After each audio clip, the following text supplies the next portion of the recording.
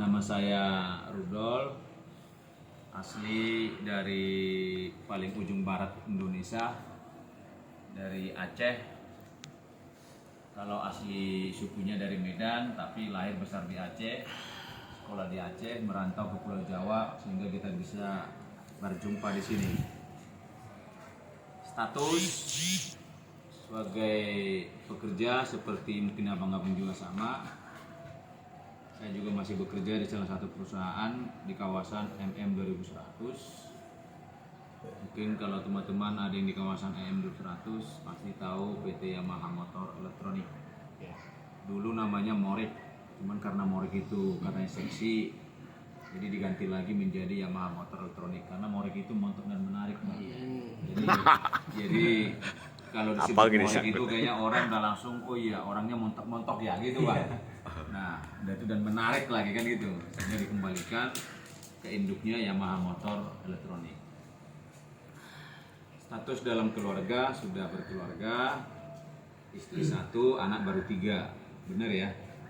Kan kita ini kadang-kadang kaum laki-laki ini mentang-mentangnya kadang-kadang wah istri saya baru 1 bang kan gitu.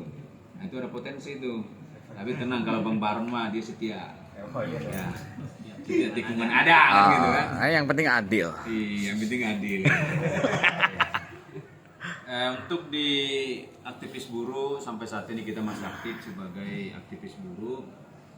Saya juga masih pengurus di tempat saya kerja di PUK dan di pimpinan cabang. Saat ini kita dipercayakan untuk pengurus pimpinan cabang Kabupaten Kota Bekasi, yaitu di AMK sebagai bidang advokasi. Dan di luar itu saat ini masih dipercayakan untuk Dewan Pengupahan Provinsi. Kalau abang-abang sebagai buruh, maka upaya yang kita dapatkan sekarang itu perjuangan kita bersama. Adapun saya di sana didudukan sebagai perwakilan hanya ngegongin aja. Jadi yang berjuang sebenarnya itu kawan-kawan di lapangan kan gitu. Kita hanya ngegongin aja pada saat kita rapat dengan pemerintah maupun unsur Apindo. Dan sampai saat ini kita masih aktif juga di LBH SPB, termasuk juga di Posko Oren atau LBH Partai Buruh. Dan kebetulan memang saya diberikan kesempatan untuk saat ini sudah mempunyai izin legalitas beracara atau yang sering kita sebut dengan pengacara atau lawyer gitu atau advokat. Jadi abang-abang sekalian, tanpa bermaksud untuk mempromosikan, bila mana ada persoalan-persoalan hukum, kita sangat terbuka untuk bisa membantu apa yang bisa kita bantu. Itu tanpa dipungut biaya. Jadi bukan bermaksud promosi ya. Nah, tapi memang yang layak kita bantu, kita bantu. Tapi kalau memang dia orang kaya, dia bilang orang punya duit, lah buset dah orang kaya bilang orang punya duit. Nah itu ntar dulu ada hitung-hitungannya gitu. Artinya dalam hal ini ketika memang ada saudara kita, terutama kaum buruh, kalau memang dia layak dibantu, kita bantu. Tanpa kita pungut biaya sepeser pun. Hitung-hitung kita amalkan gitu. Nah, tapi kalau nanti menang, ya silakan dia mungkin ada kerelaan dia untuk memberikan sesuatu, ya itu kita juga nggak boleh tolak kan gitu kan, rezeki namanya kan. Nah, jadi kadang-kadang kan masyarakat kita itu ketika mendengar seorang advokat atau lawyer atau pengacara, waduh, ntar saya bayar berapa ya? Orang mampu saya, orang ada duit kan gitu. Tapi mudah-mudahan sampai saat ini kita di organisasi termasuk di Partai Buruh masih banyak teman-teman lawyer yang berjiwa sosial mau melakukan tindakan-tindakan perbuatan-perbuatan yang bisa mendampingi suatu perkara tanpa dipungut biaya. Nah, saat ini kita lagi nanganin perkara melalui LBH Partai Buruh Bang di daerah Marunda, di PHK gara-gara hanya mengambil sebungkus rokok. Coba, itulah lemahnya kita kaum buruh. Nah, barangkali itu perkenalan singkat dari saya. Maka adapun tujuan dan kita bisa bersilaturahim di sini adalah sebagaimana tadi disampaikan oleh Bang Baron, memang organisasi kita telah membentuk namanya partai, yaitu Partai Buruh bersama 11 federasi serikat pekerja, 4 konfederasi. Maka kita mohon dengan sangat kepada abang-abang sekalian agar kiranya nanti bisa ikut berpartisipasi, berperan aktif dalam menghantarkan suksesi di tahun 2024 yaitu Partai Buruh. Karena Partai Buruh ini sebenarnya bukan hanya untuk buruh atau pekerja, namanya saja Partai Buruh. Tetapi Partai Buruh ini sesungguhnya milik semua masyarakat rakyat Indonesia, tanpa melihat suku bangsa, tanpa melihat agama, tanpa melihat dia sipit atau blok, tanpa melihat dia hitam putih, tanpa melihat keriting atau tidak, semua bersatu di Partai Buruh. Nah, tetapi memang masih banyak masyarakat kita yang belum memahami apa sebenarnya Partai Buruh itu. Apakah memang hanya kelas pekerja? Ya memang masih ada yang berpikir seperti itu. Tapi kalau yang sudah paham tentang partai, mereka sudah mengerti bahwa Partai Buruh itu berlaku buat semua masyarakat dan rakyat Indonesia. Nah, maka dalam kesempatan yang baik ini, abang-abang sekalian, kalaulah masih ada pemahaman pemikiran seperti itu, maka izinkan kami menyampaikan dalam kesempatan baik ini bahwa Partai Buruh ini adalah berlaku dan terbuka untuk siapapun, tidak dibatasi pekerja atau buruh atau masyarakat miskin kota atau nelayan atau petani atau buruh honorer, tapi semua untuk masyarakat dan rakyat Indonesia. Nah, maka oleh karenanya abang-abang sekalian, kalaulah belum masuk menjadi anggota Partai Buruh, kita sangat terbuka. Tetapi kalau mungkin masih mikir-mikir, ya nggak apa-apa juga, kan kita nggak bisa maksa juga kan. Tapi setidaknya bahwa apa yang kita sampaikan malam ini adalah sebuah harapan, sebuah cita-cita, sebuah mimpi bahwa bagaimana ke depan secara khusus kaum pekerja, kaum buruh beserta keluarganya bisa lebih sejahtera kehidupannya apabila nanti Partai Buruh ini bisa masuk dalam parliamentary threshold. Dengan catatan kita bisa mendapatkan 4% dari total seluruh suara nasional. Kalau dikonversikan dengan jumlah suara kurang lebih sekitar 6 sampai 6,5 juta. Nah, kalau mendapatkan itu, maka Partai Buruh bisa masuk parliamentary threshold. Dengan kata lain, kader-kader dari Partai Buruh nanti bisa didudukan di tingkat parlemen nasional, parlemen provinsi maupun di parlemen kabupaten kota.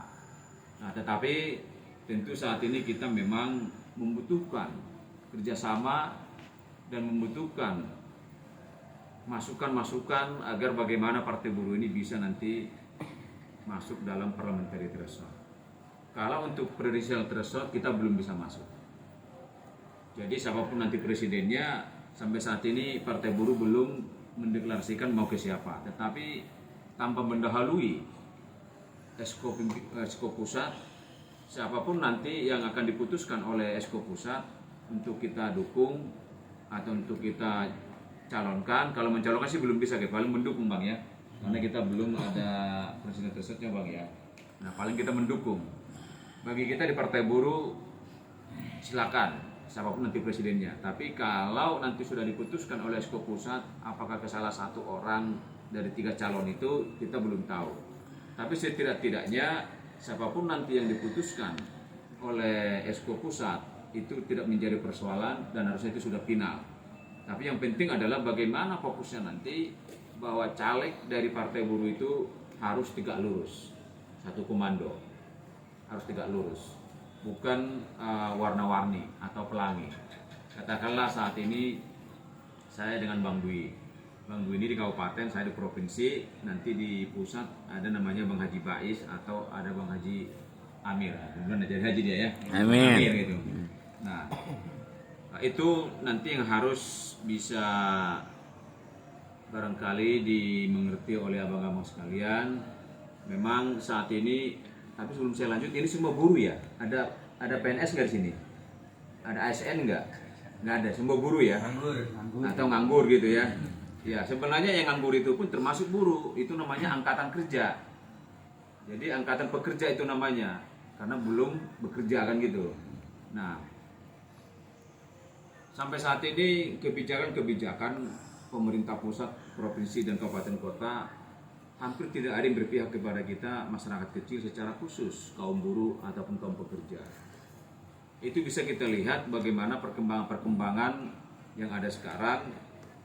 Bahkan yang lebih ironisnya lagi, abang-abang sekalian, sering terjadi sekarang atas nama pemerintah, mereka bisa semudahnya, seenaknya untuk mengambil haknya rakyat. Mungkin belum lama ini kita tahu bersama yang terjadi di Pulau Rempang, Batam. Tahu ya kawan-kawan ya, dari berita ya. Nah, itu salah satu cerminan bahwa penguasa negara kita sekarang ini tidak lagi melanjutkan apa yang menjadi cita-cita impian founding father kita yang mendeklarasikan merdeka negara kita itu, yaitu almarhum Insinyur Soekarno-Hatta sebagai presiden pertama dan wakil presiden pertama. Pada saat itu mereka jelas dan tegas mengatakan bahwa kita harus bisa berdikari di negara kita sendiri dan berdiri untuk diri kita sendiri. Tapi yang sekarang terjadi bisa kita lihat, mungkin Pulau Rempang di Batam hanya contoh kecil, tapi di Pulau Jawa sangat banyak, abang-abang sekalian. Kita contohkan di Cikarang, Bekasi atau antara Bekasi dan Karawang. Konon katanya Karawang dan Bekasi itu adalah lumbung padi Jawa Barat, betul nggak? Nah, tetapi sekarang bisa kita lihat, bukan kita nggak mensyukuri ya, termasuk yang sekarang perumahan ini dulu juga sawah, mungkin bisa jadi. Nah, iya kan, dulu sawah ini kan, mungkin padi paling bagus juga di sini. Nah, tetapi dengan adanya reforma agraria, negara bisa mereka mengambil haknya rakyat dengan alasan tadi, ini kepentingan buat negara. Setelah itu diberikan kepada swasta, dan pasti perumahan ini swasta, bukan negara yang ngelola ini atau BUMN, iya kan? Nah, demikian juga jalan tol. Mungkin kalau di Jawa Tengah baru-baru ini banyak pembebasan lahan itu, bahkan harga tanahnya itu pun semaunya pemerintah memberikan harga. Nah, setelah udah dibeli, dilepaskan ke pihak swasta untuk dikelola, untuk dilanjutkan proyeknya itu. Nah, ke depan, kalau itu nggak dikembalikan ke undang-undang existingnya atau ke undang-undang pokoknya,